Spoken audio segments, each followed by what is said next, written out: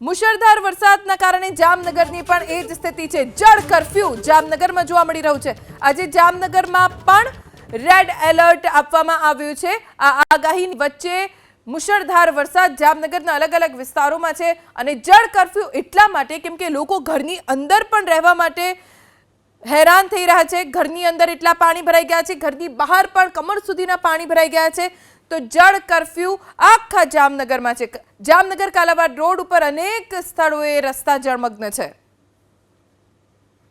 जामनगरना अनेक विस्तार हजू पण एवा छे के जे जल कर्फ्यू जेवी परिस्थितिनुं निर्माण थयुं छे। आपने दृश्यो बतावવાનો प्रयास करीशुं।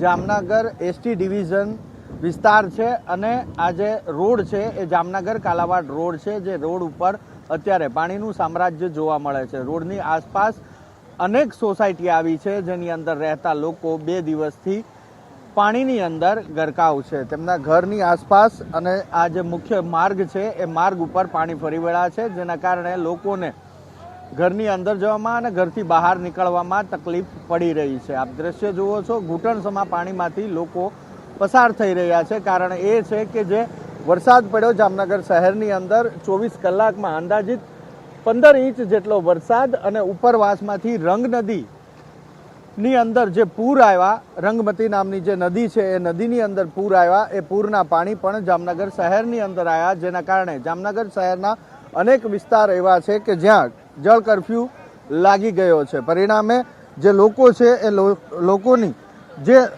रोजिंदो व्यवहार होय छे तेना उपर असर पड़ी छे। वरसाद जो के जामनगर शहेरनी अंदर अत्यारे थंभी गयो छे। राहतनी वात जामनगर वासीओ माटे ए छे के हवे वरसाद थंभी जता पाणीना निकालनी शरूआत थई छे। कैमरामेन कमलेश पटेल साथे हिरेन राजगुरु, एबीपी अस्मिता, जामनगर। तो हजी पण रेड एलर्ट छे। अत्यंत भारे वरसाद वरसी शके छे अने जामनगરના अनेक विस्तारो जलमग्न छे। अनेक विस्तारोमां खूब पाणी भराई गया छे। जामनगर जिल्ला पंचायत कचेरीनी पण ए ज हालत छे। चारे तरफ पाणी ज पाणी जोवा मळी रह्युं छे। जिल्ला पंचायत कचेरीमां पाणी भराई जता अहींया आवता लोकोने मुश्केलीनो सामनो करवो पड्यो। जिल्ला पंचायत कचेरीमां ज घूंटण सुधीना पाणी भराई गया छे ने ग्राउंड फ्लोर आखो पाणीमां गरकाव थई गयो छे। कचेरीमां आवता अधिकारी अने स्टाफने पण मुश्केली पड़ी रही छे। जामनगर शहेरमां આજે સતત ત્રીજા દિવસે પણ સવારથી વરસાદી માહોલ છે તે યથાવત છે।